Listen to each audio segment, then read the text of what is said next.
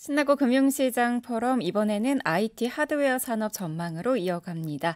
첫 번째 순서로 전기전자 섹터 준비했는데요. 오광호 연구원님과 함께합니다. 어서 오시죠. 네, 안녕하십니까. 안녕하세요. 시작하도록 할까요? 네, 전기전자 스마트폰 사업 설명 시작하도록 하겠습니다. 저희 콘텐츠로는 요약 그리고 전망 그리고 이제 토픽을 이제 순서대로 이제 말씀드려볼까 하는데요. 일단 2023년을 요약하자라고 하면은 정말 힘든 구간에서도 빛나는 보석이 나타났다 이렇게 이제 말씀을 드리고 싶어요. 저희가 이제 한 장 페이퍼로 요약한 자료인데요. 제가 이제 전기전자, 스마트폰, IT 부품으로 구분지어서 간단하게 말씀드려보도록 하겠습니다. 일단 전기전자 같은 경우에는 외형 성장이 나오지가 않았어요. 그러니까 무슨 말이냐면 저희가 쓰는 가전이라든지 하드웨어 부품에 대한 수요가 예전만큼 좋지 않았다라고 말씀을 드리는데요. 저희가 결론적으로 먼저 말씀드리면 이 안에서 수익성이 회복되면서 실적은 그래도 조금 안정적으로 담보되지 않았었나. 24년을 놓고 보면은 실제 외형 성장이 세지 않더라도 이러한 비용 관리가 효율화가 되면서 그래도 성장 포인트를 잡을 수 있지 않을까라는 고민으로 말씀드리고요. 두 번째 스마트폰인데요. 2022년에도 좋지 않았고 23년 상반기까지도 낙폭이 10% 이상 나왔었습니다. 이 말인즉슨 저희가 쓰고 있는 이 스마트폰에 대한 교체 수요가 굉장히 덜했다라는 거죠. 이게 실제적으로 소비자가 이제 이끌 수 있던 뭐 패러다임 변화 이런 게 이제 조금 부족하지 않았었나 이렇게 이제 생각이 들고 있고요. 그래도 내년에는 이러한 어플리케이션이 굉장히 다변화됩니다. 그래서 저희는 여기서 수혜의 아이디어를 찾아보자 이렇게 이제 말씀을 드리고 있었습니다. 마지막으로 IT 부품 같은 경우에는 실제 앞서 말씀드렸던 이 IT 수요가 굉장히 좋지 않았기 때문에 부품 업체의 실적도 계속적으로 이제 낙폭이 확대됐던 그림을 이제 말씀드릴 수 있는데요. 24년에는 그래도 좋을 수 있다라는 근거로는 저희가 지금 시장 화두에서 가장 이제 떠오르고 있는 AI 시장이라는 게 커지고 있다라는 건데요. 이때 이 칩 크기의 변화의 수혜 요인으로 국내 IT 부품 업체들을 관심 있게 보자라고 말씀드리고 있습니다. 저희가 이 차트를 만들면서 정말 고민이 많았습니다. 그러니까 21년부터 23년까지 이 수요의 낙폭이 굉장히 안 좋았어요. 그런데 24년에는 그래도 조금은 좋아지지 않을까. 이 기대감을 가지고 이 하향 추세가 안정화될 수 있다라고 말씀드릴 수 있을 것 같은데요. 뒤에 있는 이제 이 장표가 굉장히 중요합니다. 저희는 이 기존 수요를 좌우했던 이 국가들을 놓고 보면은 중국, 인도, 미국이 있었죠. 이게 앞선 수요가 안 좋았던 구간이었기 때문에 23년까지 이 숫자가 계속적으로 빠졌었는데요. 저희는 그래서 데이터를 볼 때 중국이나 인도의 시장에 숫자 성장의 반등이 나온다. 이렇다고 하면 저희가 이제 앞서 말씀드렸던 기존 IT 세트의 수요 회복이 나타나지 않을까 이런 고민을 가지고 말씀드리겠습니다. 제가 이제 앞서서 비용이 효율화가 되면서 그래도 실적은 방어가 됐다 이런 논리로 말씀을 드렸었는데요. 저희가 보시는 이 컨테이너 운임지수라든지 철강제 유통 가격들이 굉장히 많이 빠졌었어요. 낙폭이 한 30-40% 정도 이제 조정이 있었던 철강제 유통 가격 같은 경우에는 원가적인 측면에서 IT 세트 업체의 이제 효율화가 나타났다 이렇게 보시면 될 것 같고요. 컨테이너 운임지수라든지 이렇다 보니까 판금비 단에서도 조금 효율화가 나타나지 않았나. 저희는 이러한 추세가 조금 더 지속될 수 있다라고 보기 때문에 외형 성장이 크지 않더라도 기업들의 실적 하향은 추가적으로는 제한적이다 이렇게 이제 판단을 하고 있습니다. 저희가 글로벌 스마트폰이라든지 이 출하량을 놓고 봤을 때 역대 최저점이다 이렇게 이제 말씀을 드리고 있어요. 저희가 이제 7월까지 데이터를 놓고 봤을 때는 월별로 스마트폰이 1억 대도 못 판 적이 처음이었던 것 같아요. 그만큼 하방에 있지 않을까 이렇게 보고 있고요. 지금 이제 저희가 알고 있는 글로벌 스마트폰 대장 업체들이 이제 신제품을 출시했었죠. 그래서 하반기 기준으로만 놓고 본다면 작년보다는 서프라이즈하게 좋진 않지만 그래도 방어하고 있지 않나 이렇게 된다라고 가정을 하면 올해 하반기부터 내년으로 이어지는 이 수요의 키가 정말 중요할 것 같다 이렇게 이제 말씀드리고 싶습니다. 그래서 저는 이제 시장이 정말 어렵다라고 말씀드렸는데 이 회사들이 정말 빠르게 변모하고 있습니다. 그래서 새로운 아이디어로 새로운 사업 체질이 바뀌고 있는 업체에 주목하자 이렇게 말씀드리고 싶고요. 그중에서 이 카테고리를 전장 부분이랑 XR 시장이 커진다 이렇게 이제 말씀드릴 수 있는데요. 항상 이제 시장에서 고민하는 건 투자자들이 성장률이 몇 프로야? 이 산업이 사이클이 정말 커져? 라는 고민을 하시는 것 같아요. 전장이나 XR 같은 경우도 연평균 성장률이 약 10% 이상 올라오고 있는 국면이기 때문에 이쪽으로의 비즈니스 체질이 바뀌는 기업에 주목을 하자라는 논리로 말씀드리고 싶고요. 실제로 저희가 이제 자율주행 레벨 기술들을 경험을 했죠. 여기서 레벨 2단계에서 2.5단계, 3단계로 넘어가는 국면에서는 자동차 내에서 안정성이라든지 효율성이 담보돼야 됩니다. 이렇기 때문에 글로벌 완성차 업체들은 차량에 들어가는 이 카메라 수요가 굉장히 올라갈 수밖에 없죠. 그렇다 보니까 차량 내에 들어가는 이 전장 부품의 원가율도 같이 올라가고 있습니다. 저는 이러한 자율주행 시대가 개화가 될 때 저희 IT 하드웨어 섹터 안에서 수혜주를 찾을 수 있다라는 논리로 말씀을 드리고 있고요. 이 시장은 앞으로도 성장성이 무궁무진하기 때문에 계속 눈여겨봐야 된다. 이렇게 말씀드리고 싶습니다. 저희가 이제 수요와 그리고 이 수요 회복이 가능할까라는 측면에서 수요 회복도 좋고 앞서 말씀드렸던 신성장 동력까지 더해진다라고 하면 더할 나위 없을 것 같아요. 그렇기 때문에 저희가 이제 눈여겨보고 있는 내년 신제품 출시라든지 전장 시장을 계속적으로 확대해서 볼 수 있는 거고요. 여기서 이제 스마트폰 출하량이 올해 하반기부터 재고 조정이 끝나고 일부 이제 회복까지 나타난다라고 하면 저희가 이제 가지고 있는 커버리지 업체들은 굉장히 좋은 실적을 펼칠 수가 있다라고 보고 있습니다. 그렇다면 가장 안 좋은 상황은 무엇일까요? 지금 이제 수요가 좋다라고 했는데 생각보다 다시 빠지는 그림. 그리고 저희가 신성장으로 기대했던 부분까지 업황이 굉장히 안 좋아진다라고 가정하면 당연하게도 지금 있는 이 컨센서스보다 더 추가 하향이 나올 거예요. 이 컨센서스 하향이 나온다라는 거는 PER 값이 높아질 수 있고 밸류에이션에 대한 부담감을 야기시킬 수 있죠. 그래서 저희는 이 시장을 놓고 봤을 때 실제적으로 24년은 위험 요인보다는 기회 요인이 조금 더 유리하지 않을까. 그래서 그쪽에 조금 더 무게를 두고 있다라고 말씀드리고 싶습니다. 그래서 이제 가장 중요한 탑픽 리스트를 말씀드려야 될 것 같아요. 저는 기존에는 대형주에서 이 수요 회복이 나올 수 있다라고만 이제 관건을 뒀었는데 올해부터는 그래도 새로운 성장 동력이 있는 업체에 주목하자라고 말씀을 드리고 있고요. 최선호주로는 LG전자 그리고 이제 중소형주로는 MC넥스 그리고 IT 부품에서는 ISC를 탑픽으로 제시하고 있습니다. 간단하게만 이제 먼저 말씀을 드리면 LG전자 같은 경우에는 기존 가전업체지만 전장이라는 부분에 대한 사업 체질이 빠르게 변모하고 있습니다. 실제 수주잔고도 22년 80조에서 23년 말에는 100조까지 늘어날 걸로 보여지고 있고요. 여기서 중요한 건 영업이익률까지 같이 성장하고 있다는 점이죠. 가전으로만 놓고 봤을 때는 높은 밸류에이션을 줄 수 없지만 실제 전장이라는 매출액이 증가하는 이 타이밍에서는 이익률 개선과 동시에 밸류에이션 리레이팅 포인트가 되지 않을까 이렇게 말씀드리고 싶습니다. 삼성전기 같은 경우에는 실제 이 스마트폰 판매량에 따라서 연동이 많이 되고 있죠. 여기서 이제 신사업에 대한 시너지까지 나온다라는 가정하에서 밸류에이션 리레이팅이 역시나 나올 수 있다라고 보는데 실제 신제품 출시와 이제 계속적으로 실적이 연동되기 때문에 24년에도 상저하고의 흐름을 예상하고 있습니다. LG이노텍 같은 경우에는 실제적으로 지금 스마트폰에 대한 성능이 업그레이드가 될 때 수혜를 볼 수 있는 업체다라고 보고 있고요. 그렇기 때문에 영업이익이 증가하는 포인트와 똑같이 주가가 연동되는 그림이 있습니다. 지금은 거의 최하단에 있다라고 판단을 하고 있기 때문에 2024년에도 관심 있게 봐야 된다 이렇게 말씀드리고 싶습니다. 그 다음 이제 드림텍이라는 업체예요. 이게 생소할 수 있는데 이제 카메라 관련 부품들을 하는 업체였는데요. 최근에는 이제 의료기기라는 신성장 동력을 확보하면서 수익성이 같이 좋아지고 있고 이 좋아지는 측면에서 의료기기는 스마트폰 밸류체인보다 높은 밸류에이션을 받을 수 있기 때문에 관심 있는 종목으로 이제 말씀을 드리고 있습니다. MC넥스도 마찬가지입니다. 일단은 모바일 매출 비중이 70%인데요. 저는 이제 내년 기준으로는 전장 매출 비중이 약 40%까지 올라오고 모바일이 60%까지 이제 하락할 것으로 보여지고 있기 때문에 이러한 체질 변화가 나타나는 기업에 관심을 가지자. 이렇게 생각하고 있습니다. 마지막으로 이제 ISC를 말씀드려야 될 것 같은데요. 실제 AI 시장이 개화될 때 가장 이제 수혜 포인트로 뽑았던 건 칩셋 크기의 변화. 그렇기 때문에 비메모리와 메모리의 동반 수혜가 이루어질 수 있고요. 비메모리 같은 경우에는 글로벌 빅테크 업체로의 이제 양산도 개연성으로 이제 수주가 나올 수 있다라고 보고 있기 때문에 ISC 같은 경우에 중장기 성장 동력이 충분한 업체다. 이렇게 판단을 하고 있습니다.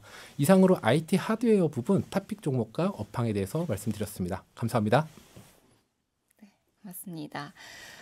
이 내년도 IT 부품 시장의 신성장 동력에 주목하자는 의견 주시면서 올해 대비 수요 회복도 좀 전망을 해 주셨습니다. 탑픽 종목으로는 전기전자에서는 LG전자와 MC넥스, 또 IT 부품에서는 ISC를 눈여겨보시면 좋을 것 같습니다. 자, 이번에는 디스플레이 섹터도 살펴보도록 하겠습니다. 남궁현 연구원님이 자세히 전해드립니다. 안녕하세요. 네, 안녕하세요. 어서 오세요. 네, 신한투자증권에서 디스플레이를 담당하고 있는 남궁현입니다. 저는 고생 끝에 IT 올레드가 온다라는 이제 제목으로 자료를 작성해 보았습니다. 그래서 본격적으로 말씀드리기에 앞서서 23년도랑 24년도에 대해 좀 간략하게 설명을 먼저 하고 들어가도록 하겠습니다. 2023년도 같은 경우에는 수요 둔화세가 지속이 되었고 그에 따라서 이제 세트 업체들의 재고 조정을 확인할 수 있는 한 해였습니다. 마찬가지로 패널 업체들 또한 전방의 재고 조정에 따라서 함께 재고 조정이 진행이 되면서 올해는 본격적으로 재고 소진의 구간이었다라고 말씀을 드립니다. 그리고 2024년도를 말씀을 드리면 22년도, 23년도에 이제 전방 출하량이 역성장을 기록을 했고 24년도에는 역성장세가 마무리가 되면서 이제 큰 폭은 아니지만 성장할 수 있을 것으로 보고 있고, 그다음에 이런 수요와 무관하게 디스플레이 업체들은 OLED 침투 확대에 따른 그런 수혜를 받을 수 있다라고 말씀드립니다. 그래서 디스플레이 산업에서 이제 선행 지표 역할을 하는 LCD TV 패널 가격입니다. 21년도에 고점을 찍었었고요. 그 이후에 21년도 하반기부터는 재고 조정이 진행이 되면서 그리고 계속 LCD 패널 가격이 하락하는 흐름을 보였습니다.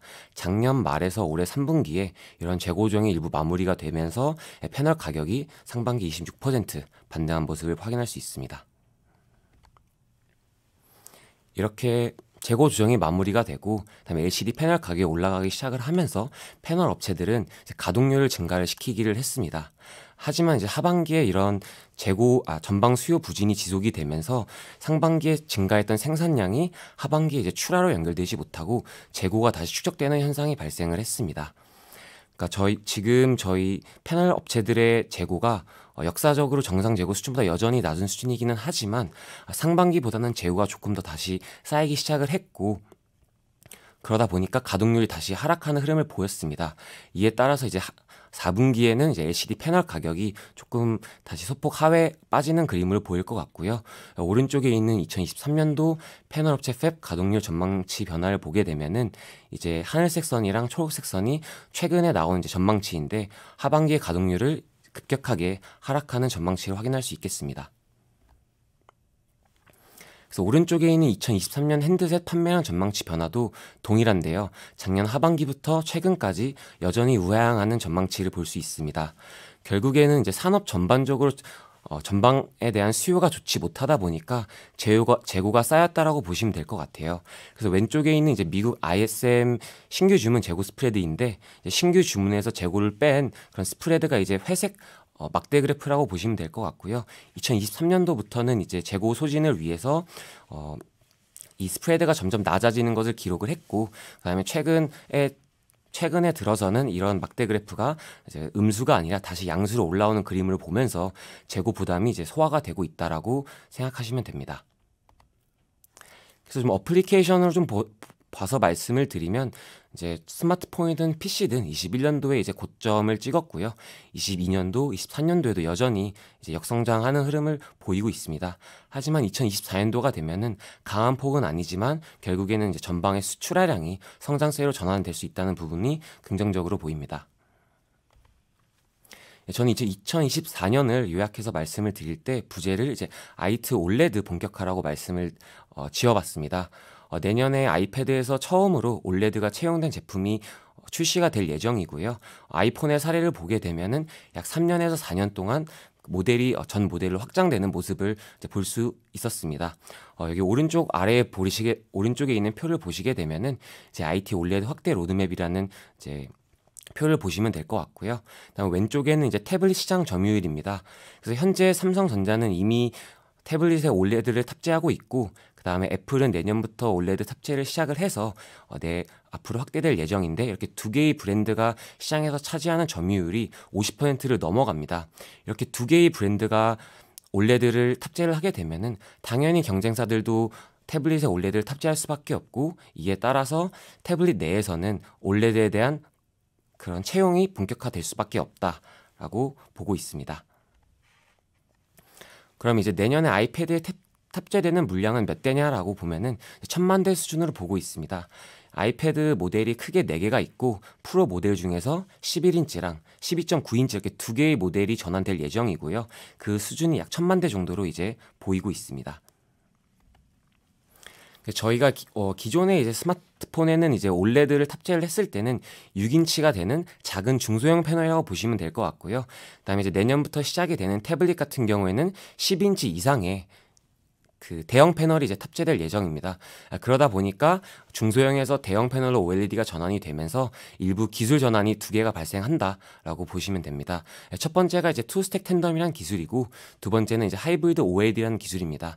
당연히 하이브리드 OLED라는 기술 수혜를 받을 수도 있지만 저는 투스택 텐덤 기술 전환에 조금 더 집중을 해야 된다라고 이제 말씀을 드립니다.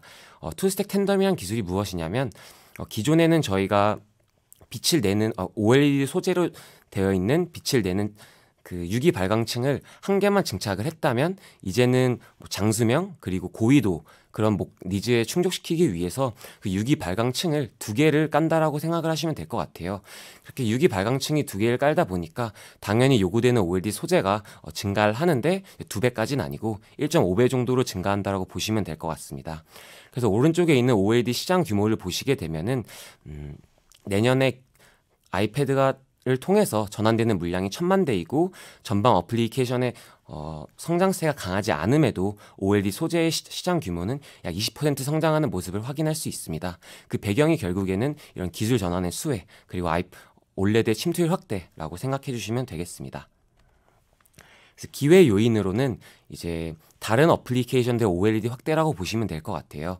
그래서 이제 차량용이 있는데 차량용 같은 경우에는 프리미엄 완성차 중심으로 이제 OLED가 확대될 것으로 보이고 있습니다. 그래서 올해에는 침투율이 5%, 내년에는 8%, 내후년에는 10%까지 이제 증가할 예정이고요.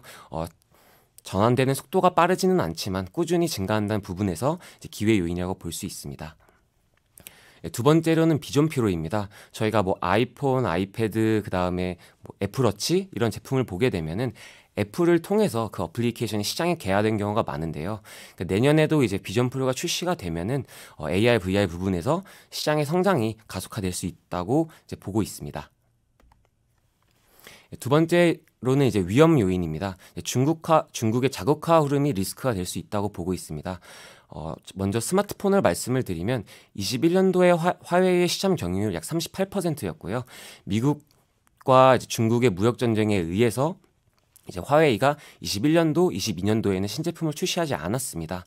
하지만 올해 하반기에는 이제 화웨이가 신제품을 출시를 했고 실제로 중국 내에서 애국 마케팅의 효과가 나타나면서 아무래도 중국 외의 브랜드보다는 중국 내 브랜드에 대한 수요가 강해지는 흐름을 보이고 있습니다. 그리고 오른쪽은 이제 스마트폰 패널의 이제 OLED 점유율인데요. 과거에는 한국이 되게 높았지만 이런 중국의 스마트폰 브랜드들이 이제 중국 외의 OLED 패널이 아니라 중국 패널 업체들의 OLED를 조달을 받아서 이제 스마트폰을 제조하다 보니까 점점 국내 패널 업체들이 가질 수 있는 그런 점유율이 작아지고 있다. 그래서 올해 중국의 점유율이 약 12%포인트 증가하는 36%의 침투율을 보일 것으로 판단이 됩니다. 그래서 이렇게 기회 요인과 이제 위험 요인이 있지만 결국에는 저희가 봐야 될 건 24년도는 IT OLED의 확장이라고 보고 있고요. 그래서 내년에 아이패드가 이제 상반기에 전환이 될 거고 그 물량은 약 1000만 대 정도로 예상이 됩니다.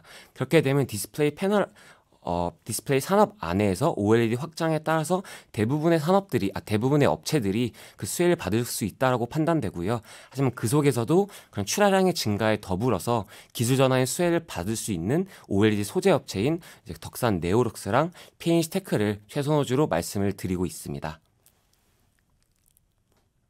네, 이상입니다. 네, 고맙습니다. 이 디스플레이 섹터 내년에는 신규 어플리케이션의 OLED 확대에 주목하자는 의견입니다. 아이패드를 시작으로 7년 만에 OLED 확대가 나타날 것으로 전망하고 있는데요. 스마트폰 출하량의 성장세 전환에 따른 실적 회복이 기대되는 덕산 네오룩스와 이 P&H 테크를 탑픽으로 제시해 주셨습니다. 자, 그럼 이어서 이번에는 반도체 섹터에 대한 전망 들어보도록 하겠습니다. 김형태 연구원님과 함께 해볼게요. 어서 오세요. 안녕하세요. 안녕하십니까. 네, 안녕하세요. 저 반도체 담당하고 있는 김혁태 연구원입니다.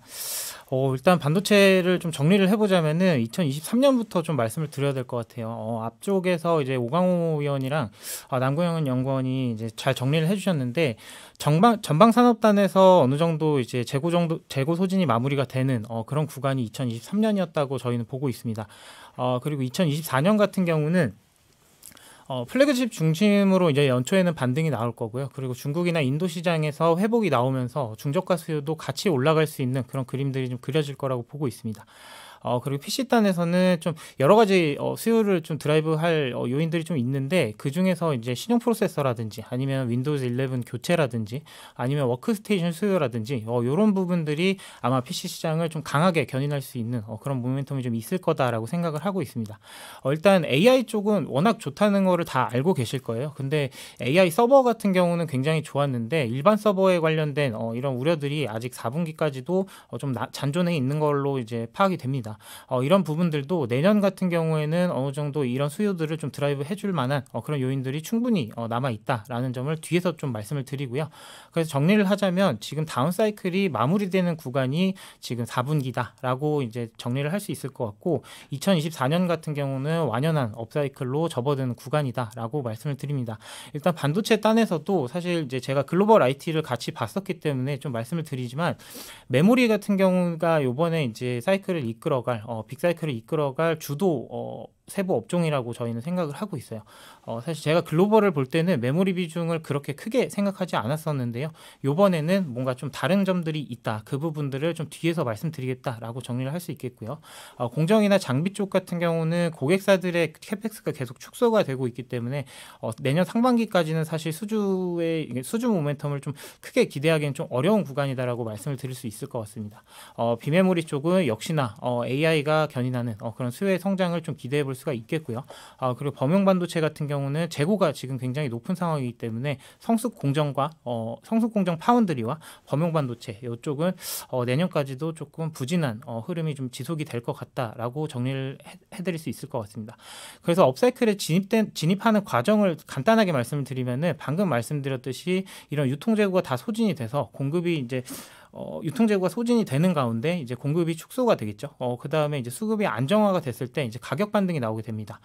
그렇게 됐을 때는 이제 시장이 안정화되고 그리고 이제 수요의 계절성이 이제 회복되는 구간에서 P의 상승과 Q의 상승이 동반되는 그런 아름다운 그림이 그려질 수 있다고 저희는 생각을 하고 있습니다. 그래서 이제 본격적으로 좀 말씀을 드려보면요. 2023년 요약 타임 사이클이 종료되고 업황의 저점을 확인한 구간이었다라고 말씀을 드리고요. 그리고 반도체는 저희가 이제 볼 때 시클리컬 산업이라고 항상 말씀을 드리는데 이게 뭐냐면 매크로 지표와 굉장히 연관성이 높다라는 이야기입니다. 저희가 대표적으로 이제 잘 활용하는 지표가 ISM 제조업 지수인데 이 지수 같은 경우가 이제 생산 물량이나 아니면 재고라든지 아니면은 뭐 수요 쪽이라든지 그리고 가격이라든지 이런 세부 지표들이 다 포함된 그런 지표라고 보시면 될 것 같아요. 그래서 이런 부분들에서 어느 정도 바닥을 찍고 반등을 했을 때 반도체 같은 경우가 가장 민감하게 반응을 하는 업종이다라고 이해를 해주시면 좋을 것 같고요.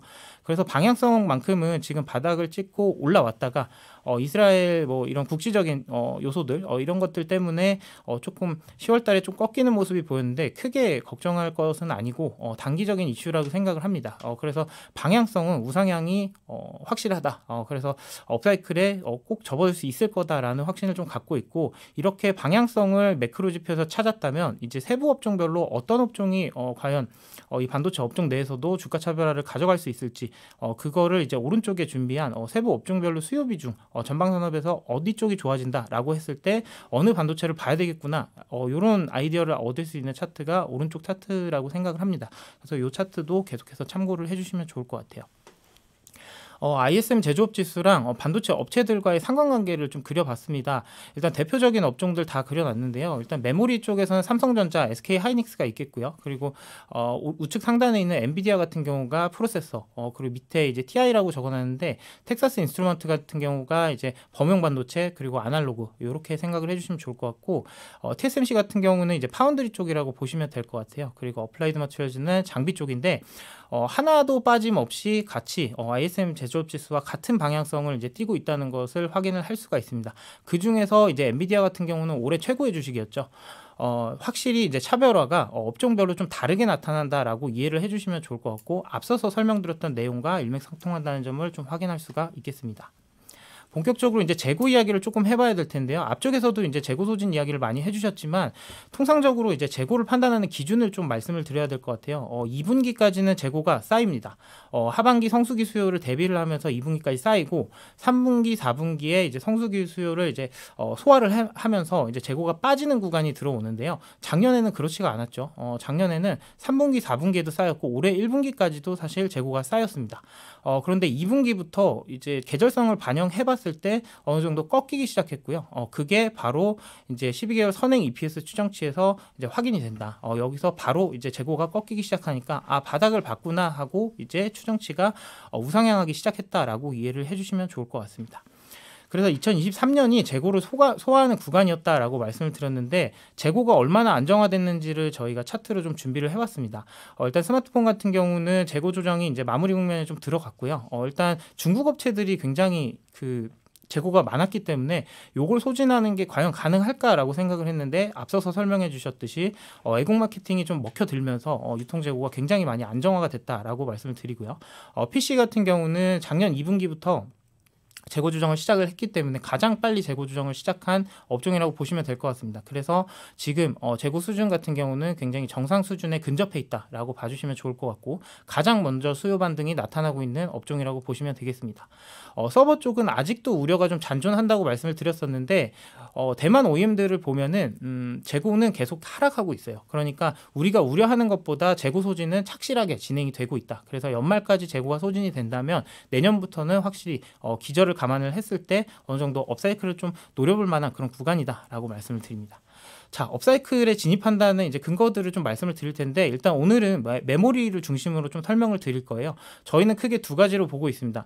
일단 첫 번째는 퀄리티, 그러니까 질적인 성장, 그리고 두 번째는 양적인 성장, 퀀티티를 보고 있는데, 보통 이렇게 반도체 사이클을 이야기를 할 때 1년짜리냐 2년짜리냐로 이제 고민을 많이 하세요. 이번에는 단언컨대 2년짜리 사이클이 될 거라고 말씀을 드립니다.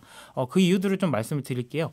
보통 이 기본적인 1년짜리 사이클에서는 기술 변화가 사실 첨가가 안 되고 수급 환경으로만 이게 사이클이 진행이 되는 그런 경향이 좀 있었습니다. 근데 이번에는 기술적인 부분에서 이제 공급자들이 주도권을 가져가면서 기술 변화를 좀 이끌어낼 수 있는 그런 영업 환경이 2024년 내내 이어질 거라고 보고 있고, 2024년은 키워드는 회복과 정상화라고 보고 있습니다. 그리고 25년도를 사실 지금 시점에서 말씀드리긴 좀 이르지만 25년도가 확실히 이제 AI라든지 이런 신규 수요들이 새로운 실적들을 실적을 좀 우상향 추세를 계속 이어갈 수 있도록 지지해줄 수 있는 그런 모멘텀이 좀 지속될 수 있는 그런 연도라고 생각을 하고 있습니다. 그래서 지금 고부가 제품 같은 경우는 지금 DDR5 출하 비중이 이미 DDR4를 넘어선 상황이고요. 그래서 이제 크로스오버가 올해 연말까지 계속 가속화가 될 거라고 예상을 하고 있고, HBM 같은 경우는 너무나 다들 잘 알고 계시죠. 한국 업체들이 지금 시장의 1, 2위를 기록을 하면서 확실히 지금 시장을 주도해 나가는 그런 모습입니다. 퀀티티 같은 경우는 한 번 세트에다가 디램이든 낸드든 메모리 탑재량을 올렸을 때는 바텀 라인이 올라가기 때문에 쉽게 내려가지가 않습니다. 그래서 가장 쉽게 이런 제품 스펙을 올릴 수 있는 게 메모리 탑재량을 늘리는 거거든요. 그러다 보니까 내년 같은 경우는 지금 10월 달부터 이미 고정가의 상승 추세도 확인이 되고 있고, 그렇기 때문에 P/Q의 성장을 굉장히 많이 기대해 볼 수 있는 그런 구간이다라고 말씀을 드립니다. 네, 서버 쪽도 마찬가지로 AI 쪽에서 확실히 이제 메모리 탑재량 늘고 있고요. 기회 요인이랑 위험 요인을 좀 말씀을 드릴 텐데, 기회 요인 같은 경우는 방금 말씀드렸듯이 AI 쪽이 확실히 고부가 제품 수요를 이끌어가면서 질적인 성장이 확실히 확인이 될 거다라는 이야기고요. 그리고 세대별로 가격을 비교해 보더라도 확실히 지금 최신 제품이 훨씬 더 비싸다라는 점을 감안을 하면은 기회 요인이 있다. 그리고 위험 요인 같은 경우는 예상보다 전방 수요 회복이 더딜 경우에는 지금 기대감이 반영돼 있기 때문에 밸류 부담이 좀 부각될 수 있다라고 말씀을 드립니다. 국내 메모리 업체들의 경쟁 우위가 내년에도 계속해서 이어질 거라고 보고 있는데 삼성전자, SK하이닉스 매수 의견 드리고 있습니다. 일단 삼성전자 같은 경우는 지금 플래그십 스마트폰 판매량도 굉장히 좋았고요. 그리고 감산 효과가 계속 이어지면서 메모리 수급 환경이 개선돼서 이제 가격 상승세도 확실히 확인이 되고 있다라고 보시면 되겠습니다. 그래서 가장 많은 생산 물량을 가지고 있기 때문에 이런 쪽에서 좀 수혜를 볼 수 있다라고 정리를 해드리고요. SK하이닉스 같은 경우는 고부가 제품 안에서 이제 디램 시장에서 선전 효과가 계속될 거라고 봅니다. 그래서 내년 상반기까지도 메모리계에서는 아마 슈퍼스타가 되지 않을까. 그렇기 때문에 SK하이닉스를 좀 선호를 한다라고 말씀을 드립니다. 네, 이상 발표를 마치도록 하겠습니다.